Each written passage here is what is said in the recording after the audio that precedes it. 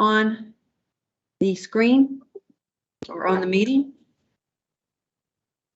Just double checking, Your Worship. To Thank make sure you. we have all the council members. Great. We're awaiting Councillor Norton. Okay. And could I ask our guest to please turn off the camera just until the presentation time?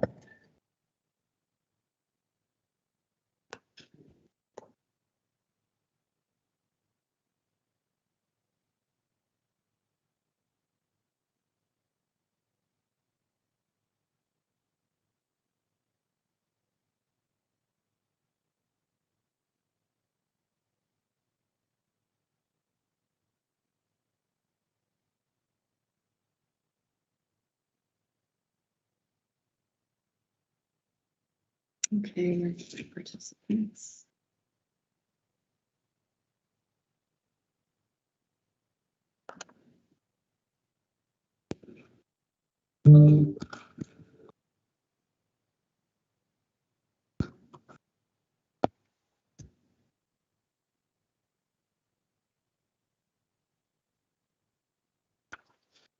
Worship, I believe we have all members. Excellent. All right, let's get started. And I will call the meeting to order for Monday, January 24th, the meeting of St. John Common Council 2022. First item, City Clerk. Thank you, Your Worship. Our first item is item 1.1, the land acknowledgement. Thank you. I'm going to pass the land acknowledgement over to Councillor Harris this evening. Councillor Harris, please. The city of St. John, or Menaquist, is situated is the traditional territory of the Wolastoqiyik. The Wolastoqiyik, along with their indigenous neighbors, the Mi'kmaq and Passamaquoddy, signed peace and friendship treaties with the British Crown in the 1700s that protected their rights to lands and resources. Let us pause and reflect.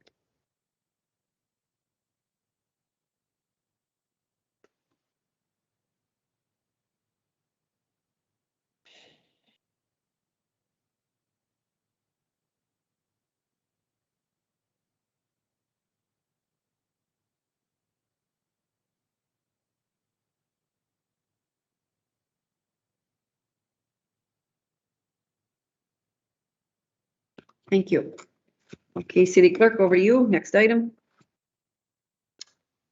Your Worship, the next item on the agenda is item 2.1, approval of minutes.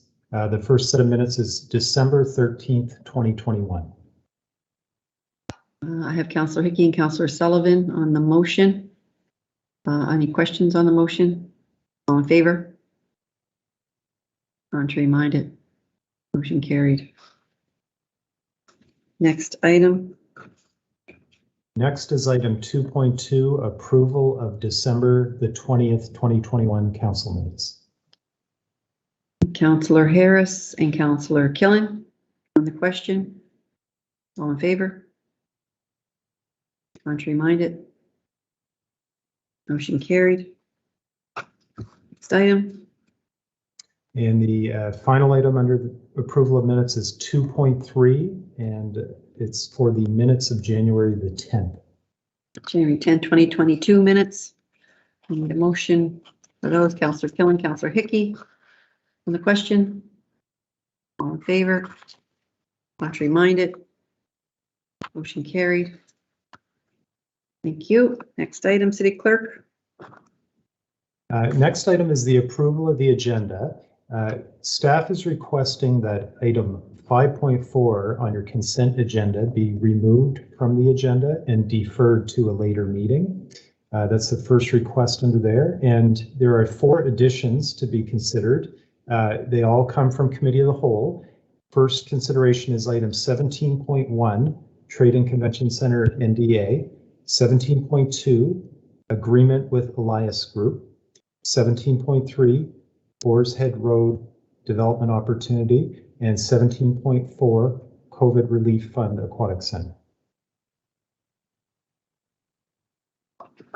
Thank you, City Clerk. Just trying to make myself a couple of handwritten notes on the. I've got a question, Councillor Harris. Okay. I'll get the, on the, on Just the move, just moving the staff recommendation. Your recommendation. worship. Yeah, okay, good enough. Okay, I have a mover and I'll take a seconder. Councillor Hickey on the question. All in favor?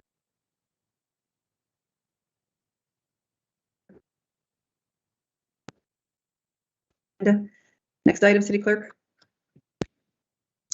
Next item is disclosures of conflict of interest, if there are any. Seeing none. Next item, City Clerk. Next is the consent agenda with the removal of item 5.4. Over to you, Deputy. Thank you, Worship. So I'll move 5.1 to 5.3 and 5.5 to 5.8, please. I'll take a seconder. Councillor Sullivan. On the question. All in favor? Contrary minded? Motion carried. All right, City Clerk. Next item. Item 6 on the agenda is for members' comments. Members' comments. Okay. Members' comments. This is our famous speed round. So I've got the deputy up first. Over to you. Thank you, Worship. Your Worship, St. Johners know that we have lots of great organizations, charitable organizations, and volunteers in St. John. This weekend, I met a lady, her name is Pam Pastorik, and she is the president of NB COPES, Child and Family Grief Center. Very, very impressive person. She started up this group. They create a safe space for children and families coping with loss. A very needed and wonderful group, and I just ask if anybody feels they or someone they know needs that kind of support, that it's out there for them. They can just go online and type in nbcopes.com and it'll come right up. So just wanted to bring that to people's attention, Your Worship. Thank you. Thank you, Councillor. Thanks to Pam and her crew. That's always a tough one. Councillor Killen. Thank you, Your Worship. I just wanted to use my time here tonight just to sort of reiterate a common theme around this time of year, which is your mental health matters very much. We have a lot going on right now. There's a lot of storms. We're in a lockdown. It's just thing after thing that I know our community's been going through, and I've been really privileged to talk to quite a few folks in the last couple of weeks. And we're here and we're trying to figure out the best way to serve you all. And I really appreciate everyone taking the time to reach out. We may feel on edge right now. So just to, reiterate the point that mental health matters every single day, and practicing compassion and empathy and acts of kindness for others. We're a very tight-knit community, and I think we need to look out for one another. So I just wanted to use my time to sort of reiterate that message. Thank you. Thank you, Councillor. It's a good one for 12 months of the year. Thank you. Councillor Harris. Thank you, Your Worship. Just two things for me. One, I just want to continue to drive people's attention to the city's new initiative in Shape Your City. And if you haven't heard of that, it's a great initiative that's headed up by our communications department under Lisa Casey, our stellar staff member who's working that with her team to bring initiatives forward to people for civic engagement. And that really is, one of the hopes and desires for us for all of us here on council, is that more people would be getting involved and seeing themselves empowered with tools like this online. You can go on, you can pitch your ideas. If you have a big idea about, fixing something or solving a problem, and then there's other issues on there that the city will populate and say, hey, here's something we're considering. What do you think? What questions might you have? So it's a great tool to bring people together, and it's something I check regularly. And I know that there's a number of members who are already putting their own interesting ideas on there. So it's pretty fun to go through. And then my other piece is just a big thank you and shout out to the community. Our whole family here here in Martinon at the Harris household has been hit with the COVID-19 pandemic. So every one of us, right from my 6-month-old up to me, have been battling this darn thing. And my head and chest have been popped up like a poison pup here for 3 days, but I'm on the other side of it. And the rest of the family, they've already covered, so I'm the weak link here. But everybody, I mean, on council, everyone sent well wishes and get better. And Donna, you brought out groceries, and that was amazing, and we're really thankful for that. And Barry brought out coffees this morning, and other people bringing up stuff from the road. So it's just really amazing to see people rally, even when you're like, oh, I think we're good, I think we got groceries, but it's just an extra step to get up and pull yourself out of the couch to try to get to the kitchen and cook. So that was all. We were well looked after, and I really hope that if other people are battling COVID in the community right now, that you'll reach out and allow some of us others who have received to pay it forward, because I know that's what I'll be looking to do. So thank you, Your Worship. Thank you, Councillor. I've got Councillor Radwan up next.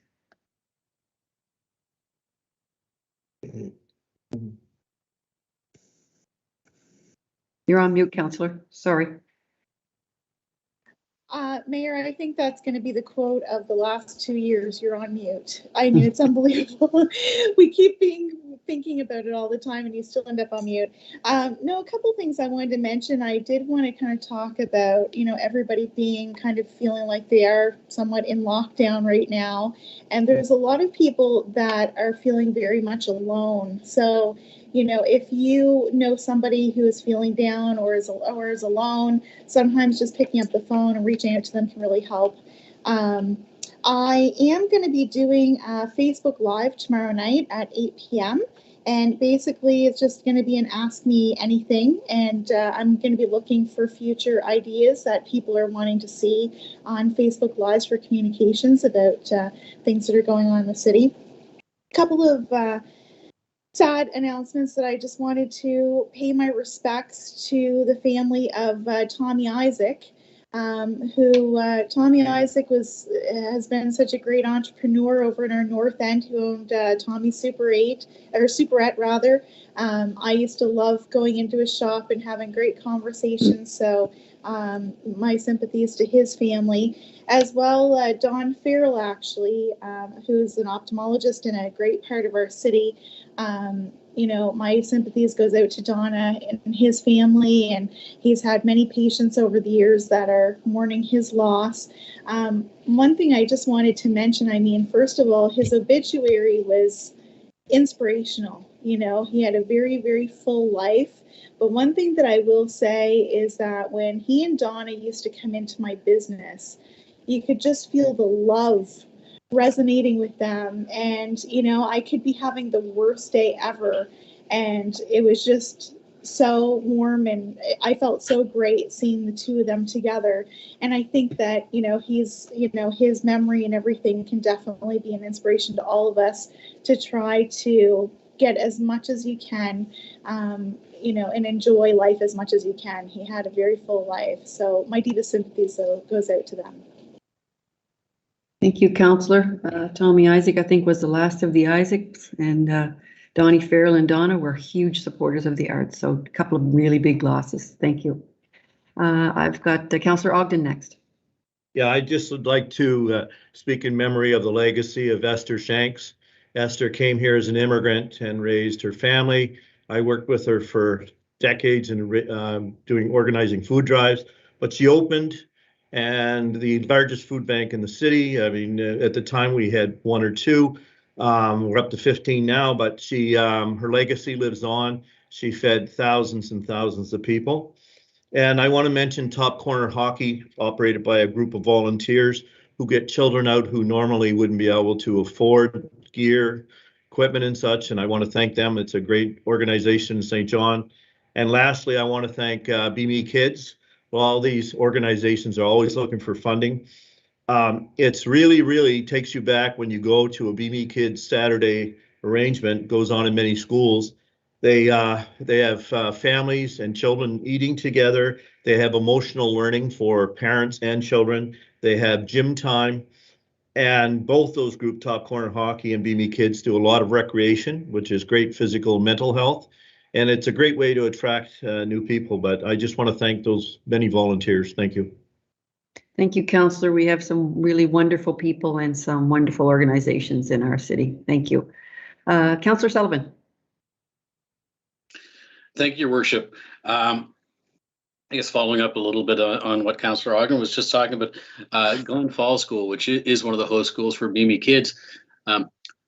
So often we hear about the good work that our firefighters do, and quite often we don't hear about the follow-up. Well, because of the firefighters' quick and thorough response in the fall to the fire at Glen Falls School, the damage is limited to one section of the school. And thanks to their work and the work of the school district and the work of partners, Glen Falls School is back in Glen Falls School. And the community has been very good at helping bring them basketballs that they didn't have anymore, and helping them out in other ways. So they're very busy. The work's not done yet. But certainly if it wasn't for the quick response of our own firefighters, poor old Glen Falls School wouldn't be back in Glen Falls School. So certainly thank you, and a shout out to the community there. In the fall, I had mentioned that the RKYC in Milledgeville had hosted its first intercollegiate sailing competition ever. And just today, Councillor Ogden, you've spoken many times about how important a draw St. John is in major events. Well, just today, the Canadian Intercollegiate Sailing Association, that represents university sailing from coast to coast, selected St. John's RKYC as their club event of the year. So, you know, for those of you who are listening and thinking about putting a sporting event, national, Atlantic, provincial, St. John's the place you want to be. Our volunteers here put on a primo show, guaranteed. And certainly RKYC would echo the loss of Dr. Don Farrell, a fantastic sailor and great supporter of the arts, of sports. Certainly a huge loss. And finally, your bi-weekly reminder to be vaccinated, wear your mask, sneeze into your elbow pit, socially distance, and be kind. Thank you, Your Worship. Thank you, Councillor. You've always got a lot of good news for us, jammed in your little 3 minutes. Councillor Hickey.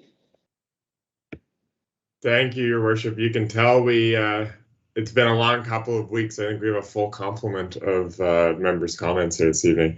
Certainly echoing my sympathies to Dr. Don Farrell, Esther Shanks, and Tommy Isaac and their families as well. Although Tommy's not the last of the Isaacs, Your Worship. Dee Dolores is still yes, is still around and as feisty as ever, and is always willing to hit up a party. So I know. That's to the Isaac brothers.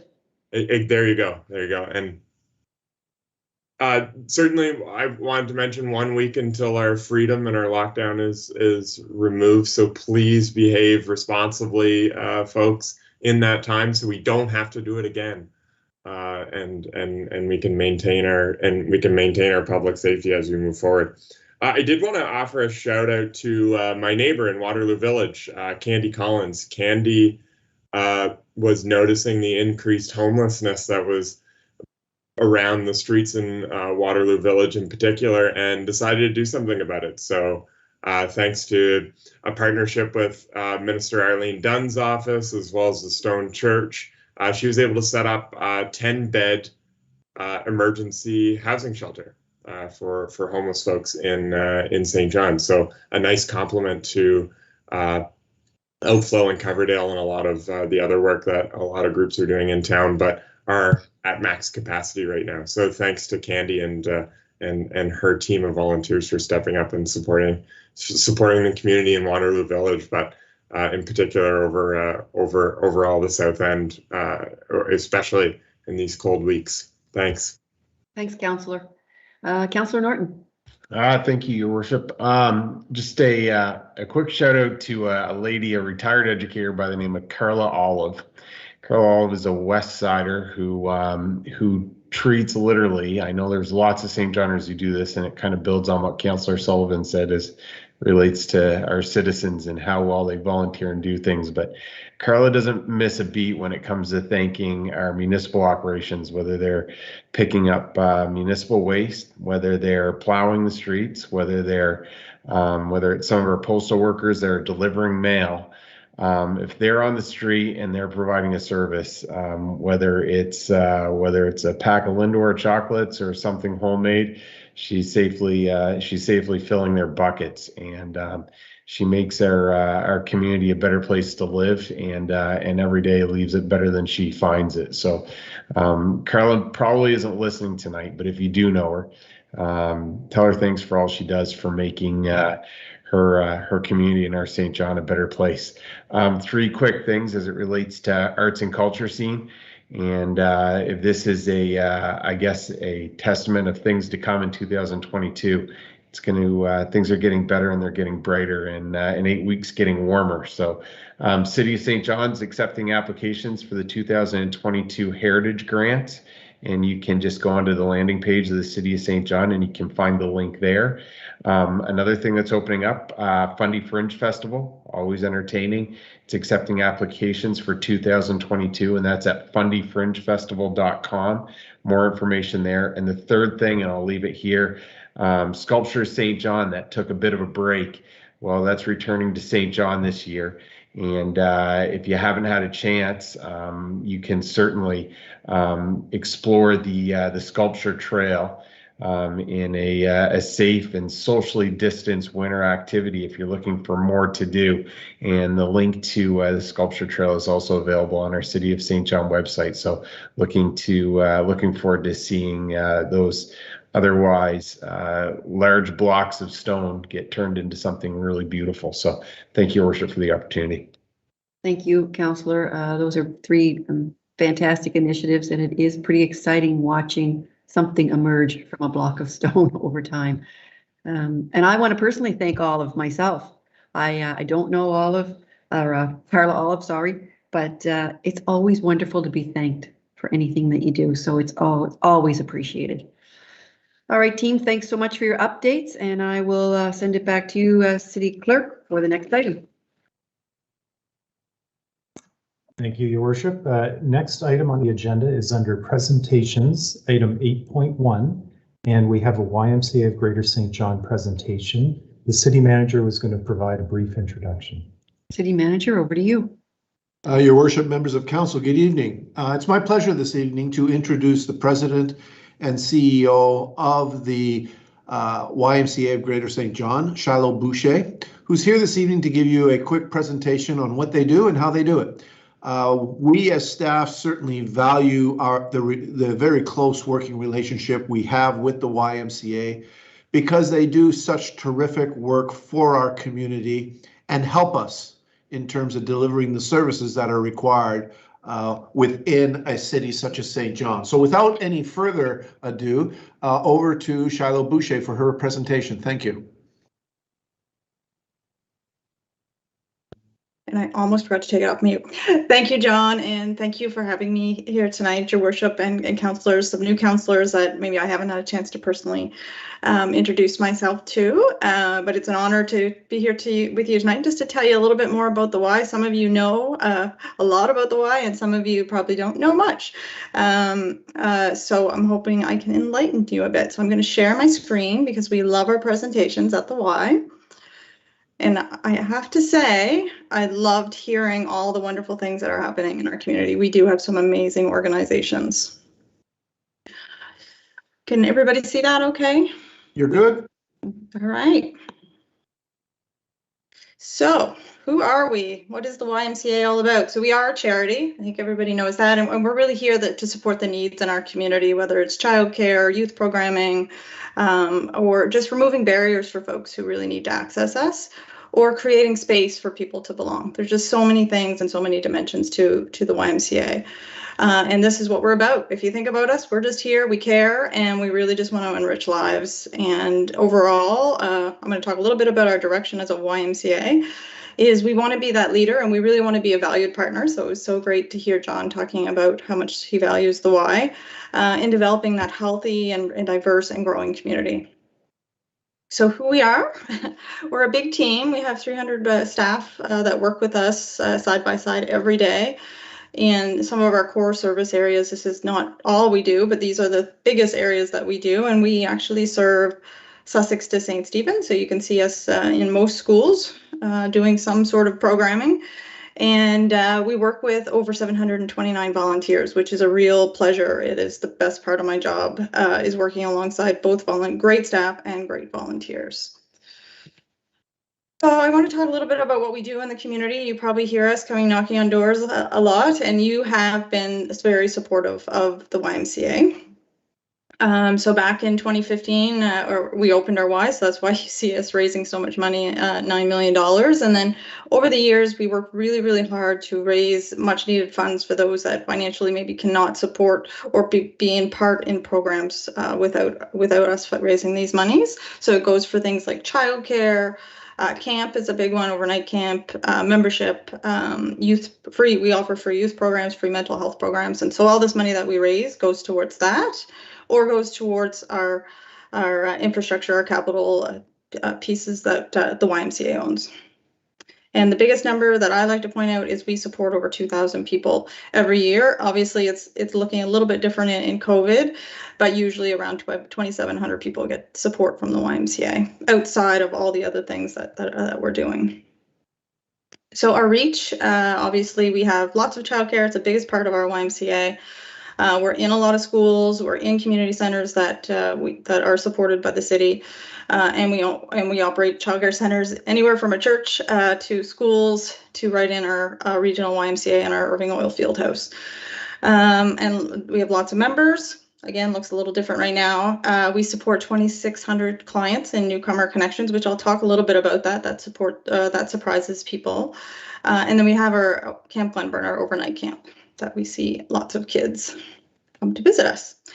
So where are we heading as a YMCA? That's always important to me. That's my main job, is keeping us focused on the future.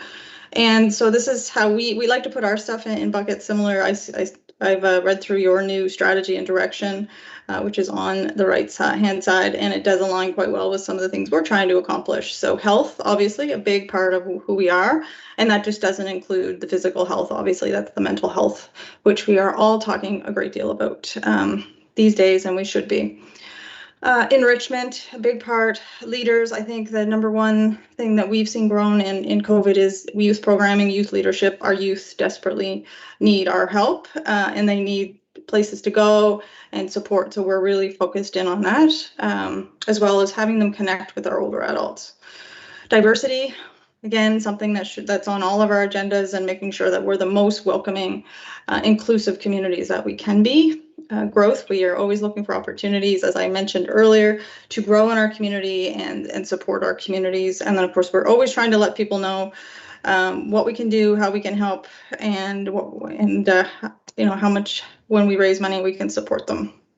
So I just wanted to talk a little bit about diversity and social inclusion. I know it's a top priority for the city, and we do have a social inclusion facilitator that if you haven't met him yet, you'll probably see him around.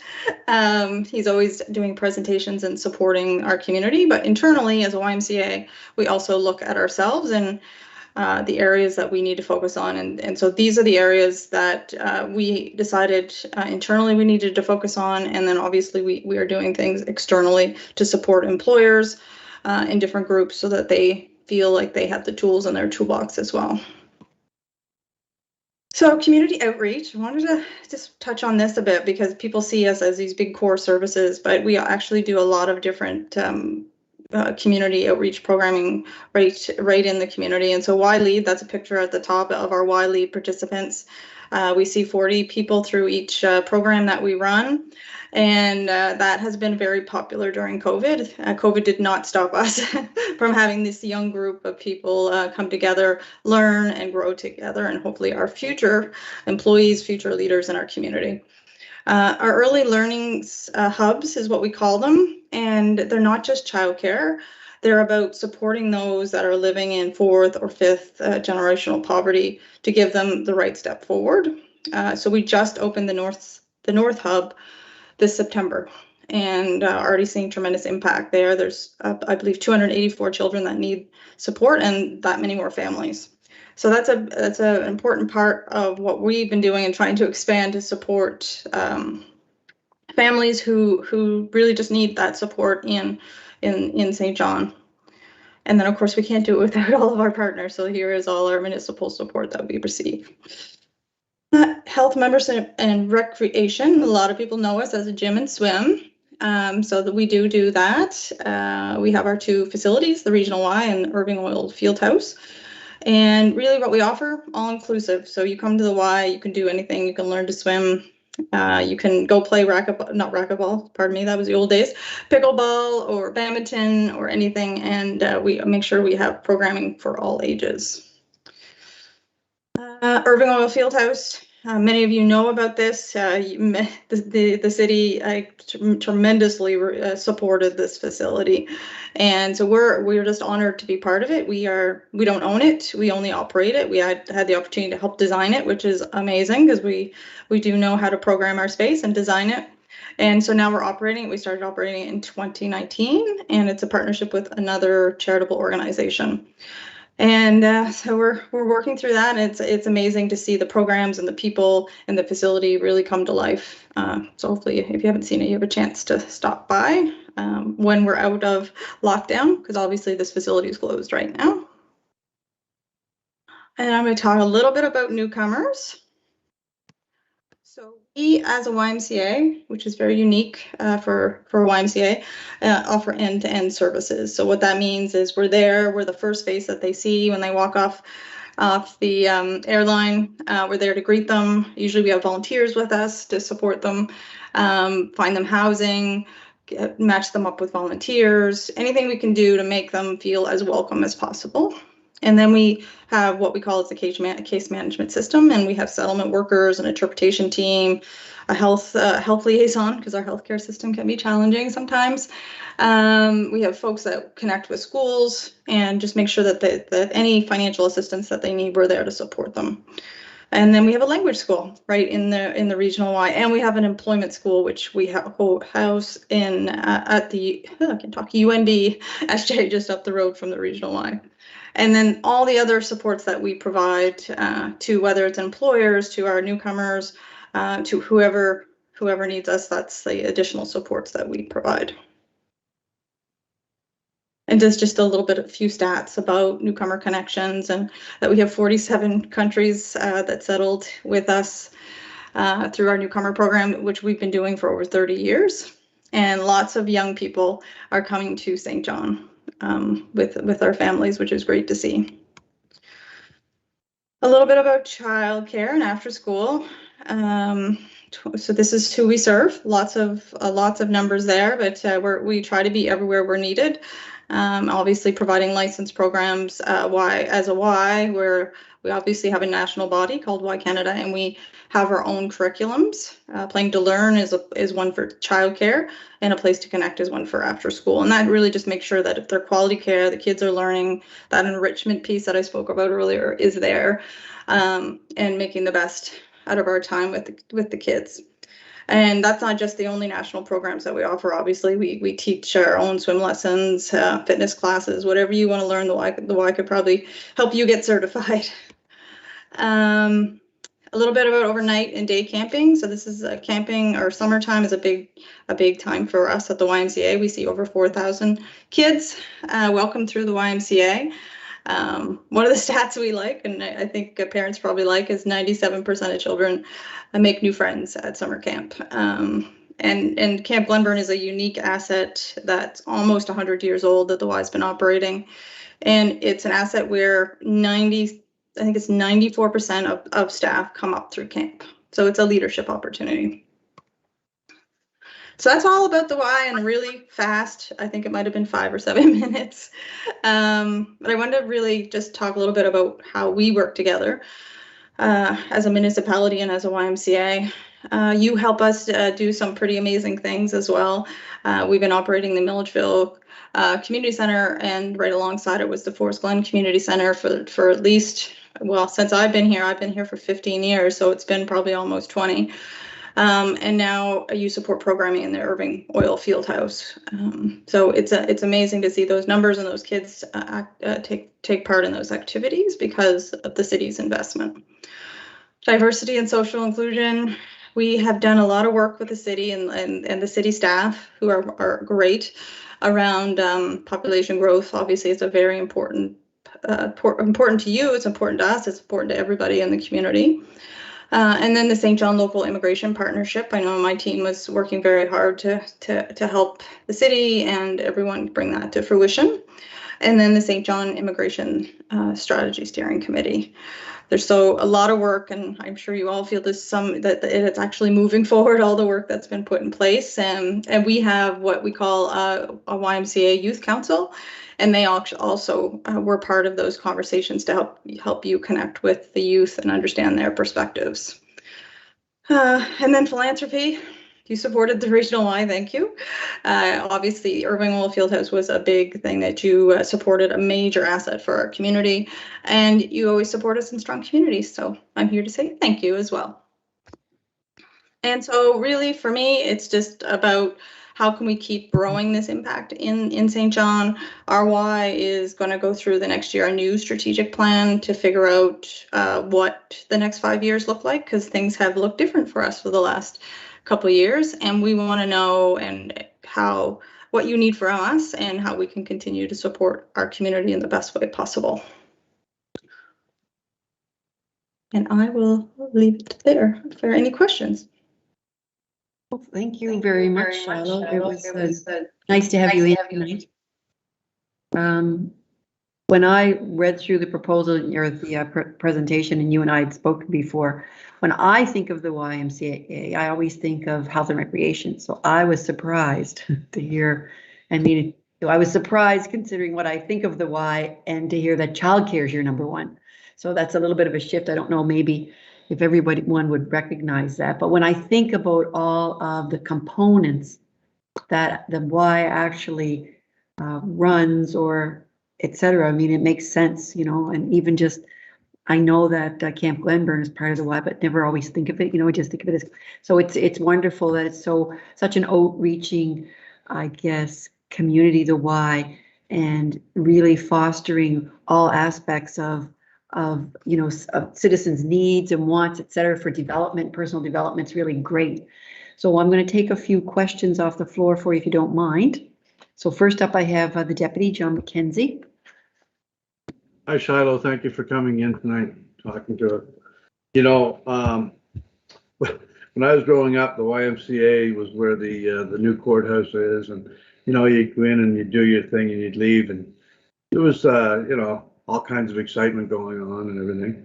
And then you moved into Ward 2 and our neighborhood, and everything just ballooned. It seemed like every corner you went around, the YMCA was participating in something or organizing something, and it wasn't just in the north end, it was everywhere in town. And then it went out of town.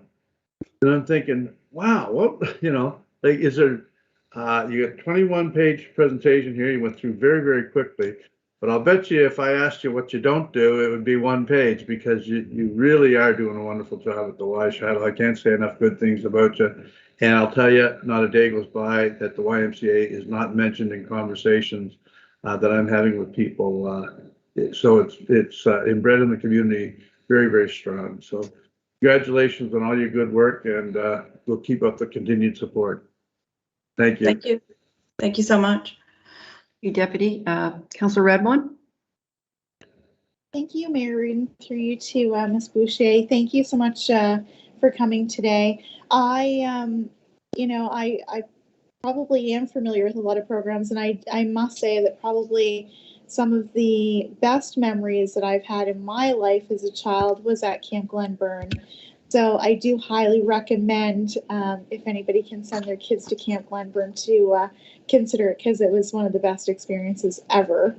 I can still sing the songs, but I won't do that. But I had a couple of questions. One thing that I was not familiar with, I think I'm in the know of most of what you do, is your mental health program. So what kind of mental health programs do you offer? We offer a national program. It's called Rainbows, and it's in schools. It's a group mental health program where we train volunteers to work with children who are either experiencing, someone died in their family, or there's some sort of trauma that has happened in their life. And so we're there to support them and walk them through how to deal with those feelings. So we're actually, before COVID, because obviously things in schools look different, we were in 36 schools from Sussex to St. Stephen, and it would change every year depending on where the need was. The counselors would really identify it for us, and then we would move in there. And I do expect, to be honest, in our next strategic plan, we're going to see that the Y is going to probably do some more programs for older youth in the coming years, because I think we all know it's needed. Wow, that's incredible. And, of course, one of Council's main priorities is growth. And one of the challenges I think we all know about growing our city is retaining immigrants. Just wondering what, in your opinion, your professional opinion, what else do you think that we could be doing to make sure that we're retaining the newcomers that are coming to St. John? Well, that's a great question, and it is something that at the Y we really watch closely, because we want our new families to stay here and to thrive, and that's why we match them with volunteers, because having a connection in the community is vital. Because you can imagine, if you've never been to our community before, you can be lost, and so that's for us really important, is they have somebody who can walk them through, have a connection, and stay connected with their families. Obviously, the other part is that their kids feel safe. They're getting the education that they need, the supports that they need. So that's why there's some different programs that we offer around youth supports and employability. And the number one is they all want to learn English and get jobs. So we just need our employers to really embrace that. We're ramping that up. We're working a lot more with employers, but it's going to take more than the YMCA to get us there, and so that would be the number one thing is getting our employers the support they need to make sure that they're being very welcoming and supportive as they have our newcomers working with them. Thank you. And Ms. Boucher, I'm sure that Councillor, you're probably right now trying. Councillor? Yeah, sure. Can I come back around to you? I've just got your 3 minutes up, Sure. but I'll circle back if that's all right, because I've got a couple of other people in the queue. Councillor Harris? Thank you, Your Worship. Shallow, yeah, great presentation. And I've had many opportunities to work with the Y. So it's the one program you didn't mention that I've worked with the closest is the Skills Launch program, which I just can't say enough good about that program. It's such a hard transition to make, but one that is so for immigrants coming here, refugees, newcomers in whatever form, to get work in the community. And I had the privilege of working with a few from the Skills Launch and being at a couple of graduations, and I just love that initiative and the people behind it, and seeing the tie-in to the community and employers. And again, my hope, and I keep telling as many people as I can about the Skills Launch program, is that more employers in the community will give that opportunity to connect with people looking for work and to grow their skills in different sectors of whatever their employment looks like. So again, thank you for that and all you do. Thank you. Thanks, Councillor. Councillor Norton's up next. Thanks, Your Worship. Just slow taking the mic, turning the mic on. Thanks, Shiloh, for being here. I just wanted to, I really wanted to touch on what Councillor Radwan was saying as it relates to retention of newcomers, and I guess the experience I have just down the street from where Shiloh's office would be at Princess Elizabeth School, and their settlement workers at the YMCA do a fantastic job as it relates to the partnership with the Anglophone South School District. ASDS contracts the settlement workers out, so we would experience a massive influx of newcomers. In fact, over a 2-week Christmas break, PES, which is a PAL school, the City of St. John received 9 newcomers that represented 3 different countries, and now represents 27 different countries across the globe, which is when you look at the number of flags represented in one school, it's significant. But those folks that are in settlement services underneath Shiloh's leadership do a great job as it relates to navigating some of the complexities with school, with some of the community agencies, whether it be healthcare, whether it be a number of things. But for back to school sessions and transition sessions and intake sessions, whether it be help with homework or some of the extracurricular and recreation things that our schools around the area offer, and in-school support. Her team does a great job at settling kids into our community schools, and as a result, settling those families into the community. And so that integration between ASDS and the YMCA is absolutely critical. If we didn't have that piece, those kiddos would not be nearly as well established into their community schools as they currently are without the help and assistance of the YMCA and the settlement workers that come out of that complex. And also, I think it was mentioned for mental health, the Rainbows program. Shiloh, I just want to give a brief shout out. Whether that be a significant loss, such as a death in a family, but other sorts of trauma, whether that be that could be parent separation, it could be divorce, it could be separation. Rainbows throughout our schools offers a significant service for youth mental health. And I've seen it firsthand change the mental health and the fitness of some of those kids, so that even things like school aversion, because of things that we can't control, help kids get back into class and their families can lead more healthy and productive lives. So that Rainbows program, through trained facilitation, helps our guidance counselors and guidance teachers do a great job in supporting the social emotional needs of our kids throughout our community. So thank you. Thank you, Councillor. Thank you for highlighting that link between the school and the Y. That is important, and that's one of the fantastic things about PES is it does have a lot of different cultures there, and so it's very diverse. It's a great little school over there, and that link is so important for their success. Councillor Radwan, back to you. Did you have anything else? Yeah, just one more question, Mayor. I was thinking recently, I know that you guys are trying to help at the YMCA settle some new Afghani refugees coming in. Just wondering how we're always trying to bring more people to the city, but sometimes it's challenging to find housing. How is the YMCA doing when it comes to finding them housing and appropriate housing? Yeah, it can be tricky at times, for sure. I have to say we have an amazing team. You've heard it here tonight, and some of them have been with us on our RAP team for over 15 years, so they know where to look. They do. Sometimes it takes a little longer, especially because some of the families are bigger, so they need larger housing, and then it's more expensive, and so affordability is a big thing for our newcomers when they first land here. And so we are always pushing for more housing, and I know that that's a focus for the city, and that's gonna make a difference. That's great. Thank you so much. Thank you, Shiloh. One of my favorite projects linking with you was, of course, the transit project. The year that we were fortunate enough to get quite a larger number of Syrian immigrants that came in. And the great thing about that program that we had was that the YMCA took over with all the parameters of what were required and just called us up at transit and said, we need X number of free passes. And those passes were good for the year. We did that for that whole year. And that was a really great program. And it was wonderful to see a lot of the bus stops in throughout, especially the North End, busy all the time, with little families at them. So it was a great program, and it was run very, terrific through the YMCA. So thanks again. And thanks for being here tonight. Really appreciate you taking the time to come in and giving us a bit of an update on the why and what's it doing and where we're going. So thanks so much. Thank you, and reach out anytime if you need anything. All right. Sounds good. Bye-bye. So, thanks, Shiloh. So I will take a motion to receive and file.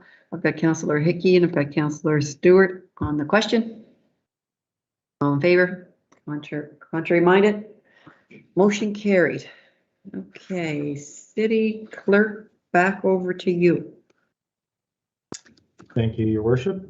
Next on the agenda, we're under consideration of bylaws and 10. First item is 10.1, and this is a staff report with an attached bylaw with respect to parking ban towing with bylaw enforcement officers. Okay, and I believe this is going over to Commissioner Hugenholtz. Yes. Good evening, Your Worship, members of the council. We all know that snow is a reality we face in this part of the country. St. John also has a number of areas which are heavily dependent on on-street parking.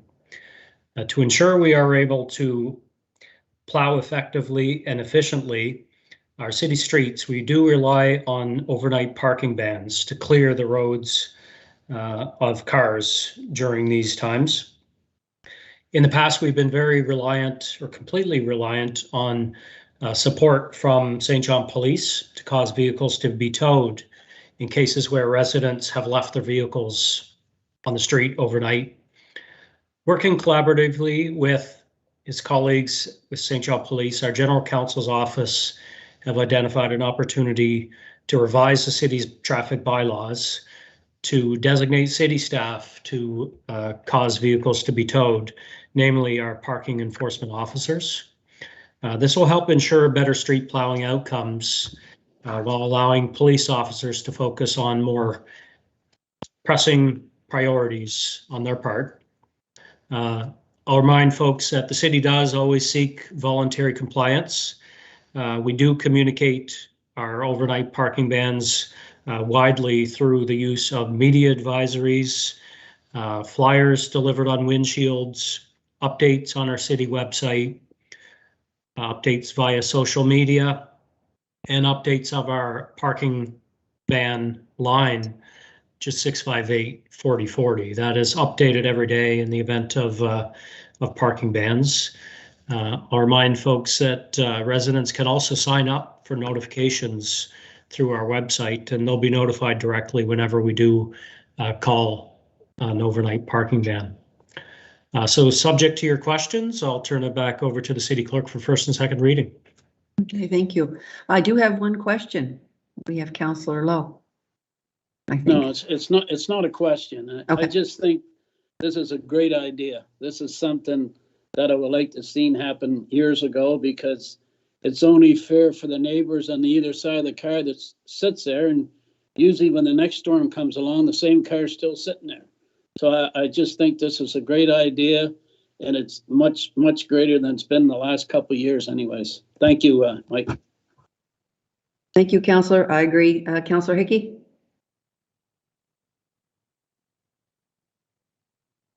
No, I'm good, Your Worship. Sorry, I didn't mean to hit it, but great job, Mike and team. It's we're fully supportive of it. Okay. So City Clerk, back to you for what's required tonight. Thank you, Your Worship. So two motions are needed tonight to advance this. Motion to approve first reading and motion to approve second reading. We'll take a motion for first reading by title. Councillor Lowe and Councillor Harris on the question. All in favor? Contrary minded? Motion carried. And this bylaw is entitled "A Bylaw to Amend a Bylaw Respecting the Traffic on Streets in the City of St. John, Bylaw number MV 10.1 and amendments thereto." Okay, so I need a second motion for reading by title. Councillor Radwan and Deputy on the question. All in favor? Contrary minded? Motion carried. A law to amend a bylaw respecting the traffic on streets in the City of St. John, Bylaw number MV 10.1 and amendments thereto. Perfect. Thank you, Commissioner, for your great work. Next item. Next, we have item 10.2 on the agenda, and this is another bylaw consideration. This is for a street closing bylaw for Jack Street. This would be third reading. Third reading. The General Counsel will give a brief overview prior to the readings. Thank you. General Counsel, over to you. Thank you, Your Worship. Good evening, members of council. A property owner on Jack Street has been doing renovations to its 24-unit apartment building. The renovations include balconies facing Jack Street. After reviewing the plans for the renovations, it was determined that a portion of the owner's building, including the planned balconies, encroach onto an undeveloped portion of Jack Street. The owner therefore asked the city to purchase about 137 square meter portion of that undeveloped street to remedy those encroachments. The public hearing for the proposed street closure was held January 10th. following which council gave first and second reading to an amendment to the street closing bylaw that would essentially effect the closing of 137 square meter portion of Jack Street. Before council for consideration for third reading this evening is that very amendment. Thank you. Does anyone have any questions for the general counsel? If not, over to you, City Clerk, for what's required. Your Worship, for this item, we require two motions again. This time, though, for third reading, we need a motion to read the bylaw in its entirety and then a motion to read it by title. Take a motion to read it by entirety. Councillor Sullivan and the deputy on the question. All in favor? Contrary minded? Motion carried. So I'll read this out, Your Worship. A bylaw respecting the closing of roads, streets, or highways in the City of St. John. A bylaw of the City of St. John entitled A Bylaw Respecting the Closing of Roads, Streets, or Highways in the City of St. John, enacted on the 11th day of March 2019, is hereby amended by adding thereto Section 5 immediately after Section 4 thereof as follows. The City of St. John does hereby stop up and close permanently the following street: Jack Street, all that portion of Jack Street, a public street in the City of St. John in the County of St. John and the Province of New Brunswick, comprising 137 square meters, as shown on a plan of survey titled Showing Portion of Jack Street, City of St. John County, New Brunswick, prepared by Hughes Surveys and Consultants, Inc., and dated December 14, 2021. And now a bylaw reading by title, Your Worship. I need a motion for reading by title. Councillor Sullivan and the Councillor Stewart on the question. All in favor? Contrary minded? Motion carried. And the title of this bylaw is a bylaw respecting the closing of roads, streets, or highways in the City of St. John. Thank you. Okay, next item. Next, we have another third reading. This is item 10.3 on your agenda, and it's for a zoning bylaw amendment for 166 Leinster Street. And Commissioner Hamilton can give a brief introduction. Commissioner Hamilton, over to you, please. Your Worship, members of council, before you for third reading is an application for a zoning bylaw amendment to increase the maximum height for a property located at 166 Leinster Street. The application will permit the development of a mid-rise 35-unit residential development on a vacant property in the city's south end. The application did receive first and second reading on January 10th following the required public hearing. And I can confirm that all other legislative requirements have been met and council can now move forward with third reading. With that, I'll turn it back over to you, Your Worship. Thank you, Commissioner. Does anyone have any questions for the Commissioner? If not, I will refer to you, City Clerk, for what's required for motions. Thank you, Your Worship. So in this case, we require two motions, a motion to read this bylaw in its entirety, and then a second motion to read it by title. Take a motion to read in entirety, please. Councillor Redwan, Councillor Hickey. On the question. All in favor? Contrary minded? Motion carried. A law to amend the zoning bylaw of the City of St. John. The zoning bylaw of the City of St. John enacted on the 15th day of December 2014 is amended by amending Schedule G, Central Peninsula maximum building heights, by increasing the maximum building height of PID number 55203368 from 14 meters to 20.6 meters. Thank you. I need a third reading by title. Councillor Redwan, Councillor Lowe on the question. All in favor? Contrary minded? Motion carried. A law to amend the zoning bylaw of the City of St. John.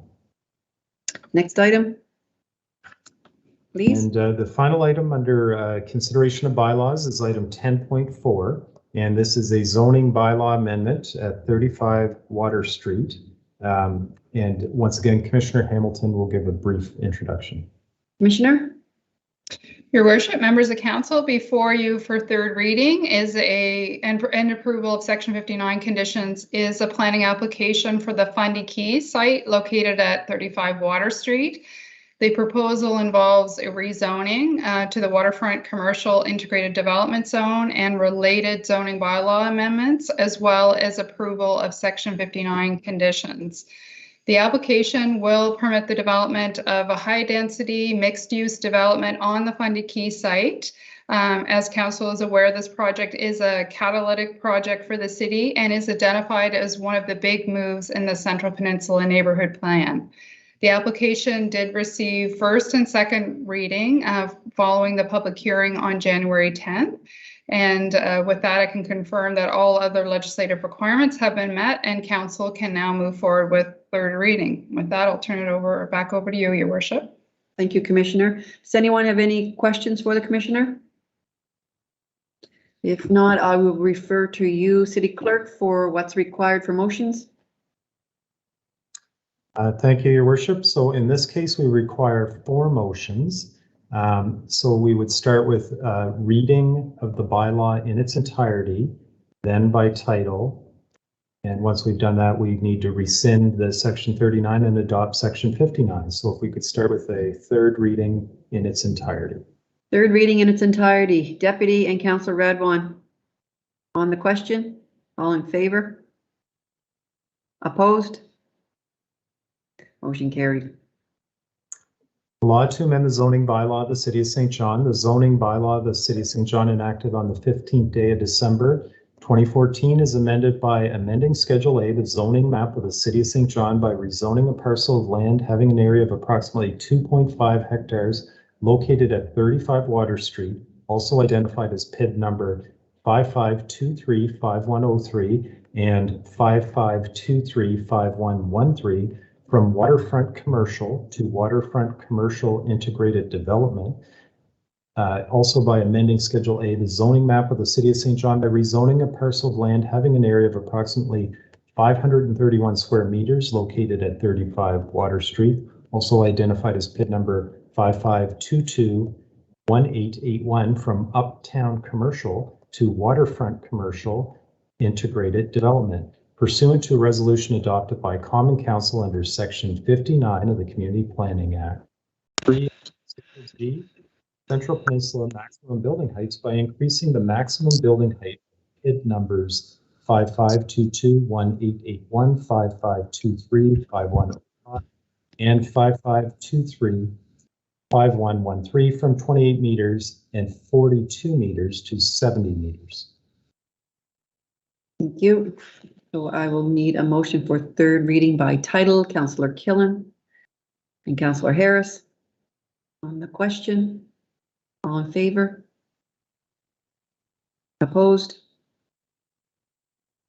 Motion carried.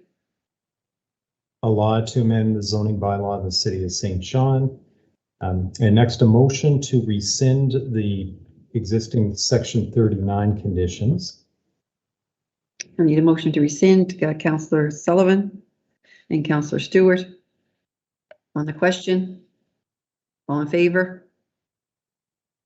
Opposed? Motion carried. And the final motion is to approve the section 59 conditions that are attached. Councillor Sullivan, Councillor Harris. On the question, all in favor? Opposed? Thank you. Motion carried.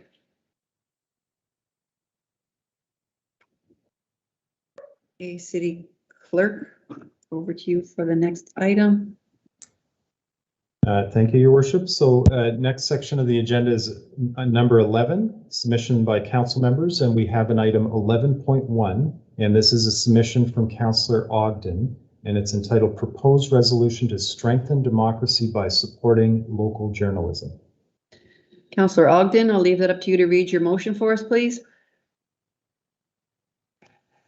Thank you, Mayor Reardon. And I would like to thank my colleague, Councillor Harris, for bringing this to my attention and getting me to read it the second time. We're all living in this world of misinformation, and with extreme thinking that we're sometimes not allowed to be in the middle and have critical thinking, which educators and journalists hopefully supply us with and encourage us. And I think the misinformation is breeding mistrust, fear, misunderstanding, which can manipulate the way we think and possible violence. This group of national journalists who are asking every city in Canada to adopt this, I believe Vancouver adopted it just the other day, is really encouraging us to think critically about all the facts. And the extremes on either side seem to be afraid to be in the middle somewhere. And I think it's causing fear for people to openly and critically think. So as you see, the motion's quite long, but I'm just going to read the bottom part of it. Yes, please. To save time. Therefore, be it resolved that the City of St. John Council recognizes that a healthy professional news media is essential to the proper functioning of democracy in our city. Urges nearby municipal councils and across Canada to recognize that a robust news media is essential to the proper functioning of a democracy in their jurisdictions. Endorses legislation and regulations to support and rejuvenate news outlets across Canada, and urges the federal government to move quickly to pass legislation to ensure an ecosystem for healthy news, critical thinking, media to serve all Canadians, and that the resolution be forwarded to the area municipalities, local MPs, MLAs, the City of New Brunswick Association, and the Federation of Canadian Municipalities. Do you have a seconder? We have Councillor Harris. Okay. Councillor Harris, over to you. To say, Your Worship, just on this, it was a simple email that we got back from this organization that's trying to rally, as Councillor Ogden pointed out, just to rally some support among municipalities, because the federal government did lay out a commitment to empower media organizations that are involved with journalism and trying to make that ecosystem healthier, but it hasn't really surfaced. And I think we're seeing some pretty stark examples of how people are willing to exist in silos and employ, violence against each other, in not just violence in action, but in word, which just divides and polarizes things. And so I think it's something every person here has had to live through and see online. And if you have, you know that having a healthy media ecosystem that has good journalism, that has built-in trust, that people can access is important. So. Thank you, Councillor. Councillor Killam. I just want to voice my support of this motion. There's some great smaller organizations out there like the NB Media Co-op who are out there trying to have their own form of journalism and try and fit in with the larger scope. And I just think we need more of that and different opinions and different perspectives and, for us to be held accountable as elected officials as well. So it's a critical part of democracy if you have ever studied history. So I'm a big fan. Thanks. Thank you, Councillor.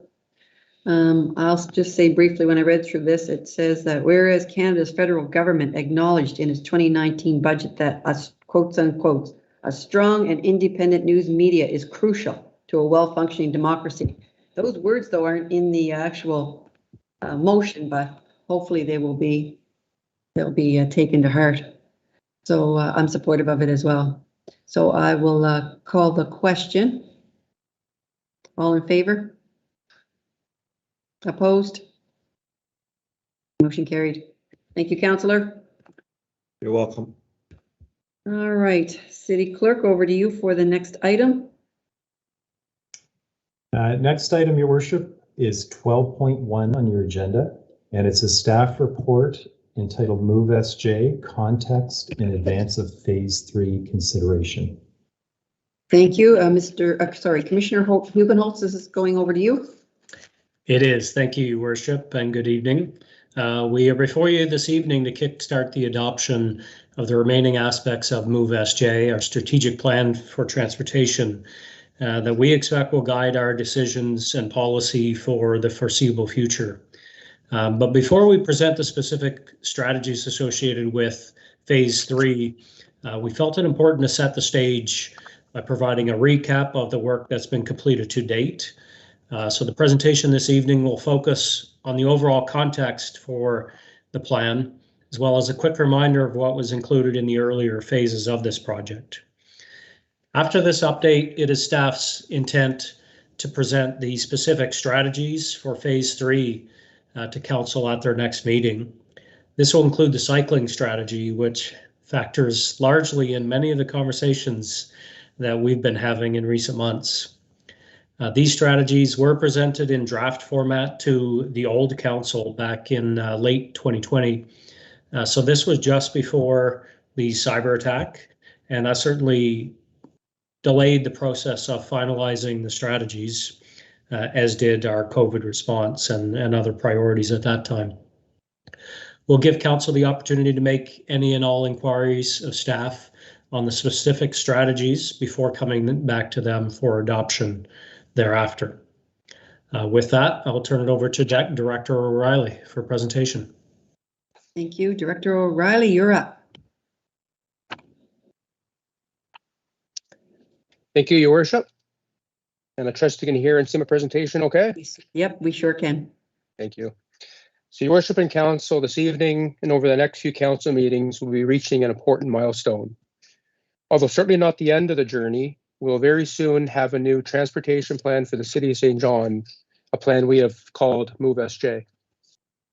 In the next few meetings, Common Council will be asked to adopt the third and final phase of Move SJ. The final phase in itself will have many strategies and objectives that Council will be asked to contemplate. However, the first two phases of Move SJ have already been adopted by previous councils, and the project itself started about 6 years ago. Although this council has already referenced Move SJ a number of times, you've yet to receive a formal summary of the work completed to date. We felt as staff it was important you have a chance to consider this previous work before being asked to adopt the third and final phase.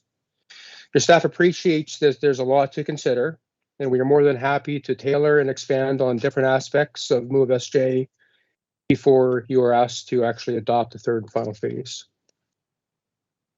Before developing a new transportation plan for the city, it was important to recognize the unique transportation challenges we face. Most and probably all the challenges listed on this slide would not be a surprise to any member of council and the majority of the broader community.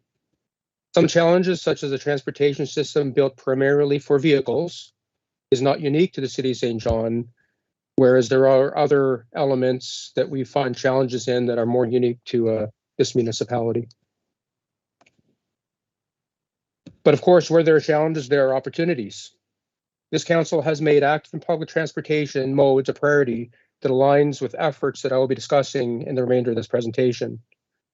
I need to give credit to our Growth Community Services Department and the public for developing our current municipal plan and the Central Neighborhood Plan.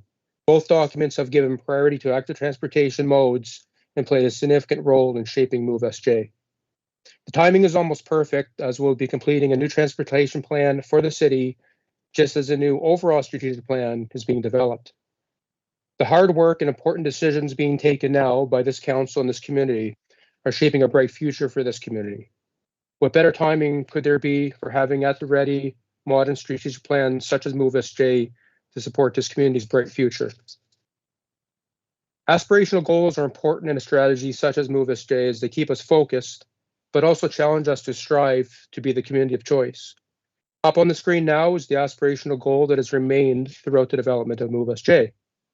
With Move SJ, we are approaching transportation in our city differently.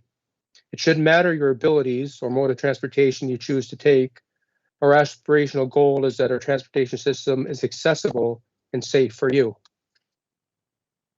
We've used some common themes in working on a new transportation plan. There's a strong cross-dependency between growth of our city and the ability to access to and from that growth for people and goods. There's also a strong dependency between the different transportation modes. Consider, for example, someone taking a bike or walking and then hopping on a transit bus to finish off their route. A lot of Move SJ is about using data and best practices to manage risk. Our transportation network is not risk-free, and it is important we effectively use limited resources where safety or access can be best improved. Individually, we're all part of the transportation system as motorists, cyclists, pedestrians, transit users, etc. MoveSJ places focus on the actions each of us can take to improve access and safety for all. MoveSJ includes both short and long-term improvements, which I'll focus on later. Public consultations are undertaken for each and every phase of MoveSJ. Including the public in the decision-making will not end when MoveSJ is finalized. Implementation of various components of the plan into the future will include further public and stakeholder feedback. Just consider, for example, the recent discussions and decisions around University Avenue. Although MoveSJ will soon be completed as a comprehensive plan, it is meant to be a living document as we grow and find new ways to stride towards that common aspirational goal. I want to spend a moment to discuss the important word balance as we develop the MoveSJ. First, like all our strategic plans, MoveSJ needs to be viewed through the lens of fiscal responsibility. Because the transportation system is heavily dependent on infrastructure, we need to consider the life cycle of built assets, not just the initial construction costs. We want to make sure we can look after what we construct. There are also many different priorities and perspectives in our community, like there is in all communities. We believe it was very important to consider these different perspectives. Not only the perspective of those who engage with us directly during the public consultations with MoveSJ, but the many conversations with individual members of the community each of us has on a day-to-day basis. One of the key considerations is there's only so much physical space within our transportation system to serve all needs and transportation modes. I've listed several of those considerations on this slide. It is fair to say that on most streets, the complete needs of motorists, trucks, pedestrians, cyclists, transit riders, on-street parking, and seasonal needs such as snow storage cannot be fully met. It was part of our objective in developing MoveSJ to consider all these needs, consider the various points of view in our community, and ultimately get us closer to our aspirational goal. It is also fair to say that given the fact that cars and trucks were the focus in the past, and given the priority of this community and this council on active transportation, there's a significant focus on advancing active transportation modes in MoveSJ. However, balance is still needed between all needs and transportation modes, and we certainly don't want MoveSJ to create one imbalance over another. This slide illustrates what was accomplished in each of the three phases of MoveSJ. Our staff report provides summaries of each component of each phase. I will just highlight a few key points. First, you will see that when we said MoveSJ was going to be a holistic and comprehensive plan, considering access and safety for all modes of transportation, we were serious. Second, you will notice clearly that community engagement was a priority in each phase. Third, the components listed under phase 3 will be those that will be presented to council in the coming meetings, and we will therefore provide more details in future discussions. Along with developing a new transportation plan for our city's future, I can say proudly that we have not waited to begin achieving our aspirational goal, some of it under the leadership of this council. Whether it be updating our sidewalk infrastructure standards, developing a traffic calm policy that fairly and effectively addresses speeding on our streets, expanding trails for all transportation modes on the limited right-of-way land that we have, creating 2 cycling arterials through the city, achieving or progressing towards half of the priority cycling routes and recommendations created in the 2010 Bike and Trailsway strategy, successfully undertake a number of road diets to provide more dedicated space for cyclists, using opportunities in already planned capital projects to make improvements for other modes of transportation, sustaining a focused Safer School Zone program since 2014 that invests in safety improvements for children walking to school, or undertaking annual enhancements to crosswalks using technology where possible, are all part of our process of moving towards our aspirational goal. MoveSJ will have a number of comprehensive and frankly more expensive recommendations that will require patience by our community to see implemented within a broader strategic plan over the next, give or take, 25 years. However, up on the screen now are a list of projects we plan to undertake over the next couple of years that are either directly referenced in or inspired by MoveSJ. Some of these initiatives are already underway. Council will be familiar with some of these initiatives, and more information is provided in our staff report. We can certainly expand on any of these at the end of our presentation.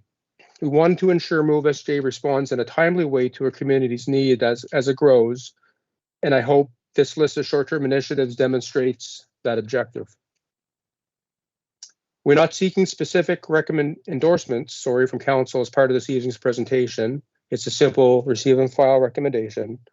We did, however, want to provide this council with a summary and context of past work associated with MoveSJ before we do return to council to seek endorsement of the third and final phase of the strategic plan over the next couple of council meetings.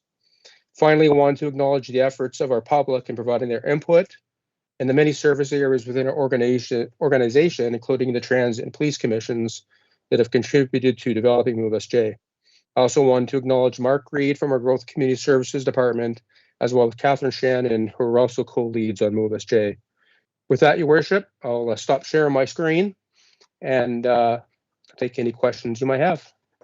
Thank you, Director O'Reilly. I do have a couple of questions for you. I have Councillor Hickey up first. Thank you, Your Worship, and thanks to Tim as well for an excellent presentation. Tim, I don't have any questions in particular, but I just wanted to say this to you. It's really exciting to see those projects captured and see what MoveSJ could have in store for us. But I guess what I really wanted to say was, you've got a group around this table that is arguably the most progressive council St. John's ever had. You've got a group around this table that is keen on active transportation, that is keen on redefining how St. Johners get around their city. So I'd say this to you, in your decision making, when you're making these plans, be bold, take risks, dream, think about the city that you want to see. I know you do that all the time, but we're ready to take those. We're ready to take those risks. We're ready to be excited about our active transportation and excited about redefining what it is to get around this city for a growing city. So I'd say use your vision and try and see that come to fruition, because we'll have your back on it. Thanks, Thank you, Councillor. And thanks for a great presentation. It was wonderful. Excited for phase 3. Yep, for sure. Councillor Harris is up next. Thank you, Your Worship. So, Tim, again, just as David said, I'd echo that. Great presentation, a lot of hard work. I know you work a number of things off the side of your desk along with this. So, it's a big undertaking, and we can't thank you enough for taking it on. My first question, I have a couple of questions just in succession here. When we see this final phase 3 of MoveSJ, is it going to come with shovel-ready projects sort of attached to it, or is this more of a kind of a guideline book for the rest of the road reconstruction and initiatives around the city? So that'd be my first question. So the answer would be both, I guess is the way I put it. So I did provide on one of the slides, basically shovel-ready or projects we'll be implementing in the next couple of years, but certainly every capital project we'll be coming across in terms of road redesign, we'll be looking at it through the eyes of MoveSJ, road dining, et cetera. And you'll see a few examples of that as we bring different reconstructions forward, especially in the South Central Peninsula. Okay, so it's going to serve both those purposes. Great, because I know there's a pot of federal money out there for some of this kind of stuff. So hopefully we're able to leverage those shovel-ready projects. And then I guess my other question is this. We're going to be looking at doing other neighborhood plans, and you talked about the need to get the balance right. Is there been much consultation? You mentioned some work with Growth and Community Services. I know from the research I've done, it doesn't make me a professional, it doesn't make me an expert, but I know from the research I've done that pedestrianizing cities improves our local economy. It keeps money here. It gives people a choice about car ownership, which is becoming more cost prohibitive for more people. So has that been a part of the information about getting that balance right? And what I'm getting at with there, we need to get the balance right, but are we willing to take a loss in certain areas from cars or to give cars a loss to favor a more pedestrianized, because I know our Ability Advisory Committee, which you've been to, they've called for a more of a pedestrianizing, ease of access approach as well. So has that been part of the conversation? Yeah, so certainly first around consultations, and we'll talk a bit more about that with the phase 3 consultations, but it is a challenge. You know, this is a big document, big plan. It affects virtually every aspect of our city and business owners, residents, etc. So certainly, you know, we've reached out with every phase in terms of gaining that feedback, but sometimes it's really difficult to gain all those perspectives. And that's why I said in my presentation, you know, it's not just the formal consultations we did with Move SJ, but just the discussions we have on a day-to-day basis with members of the community that we fed into the document. And sorry, what was the second part of your question?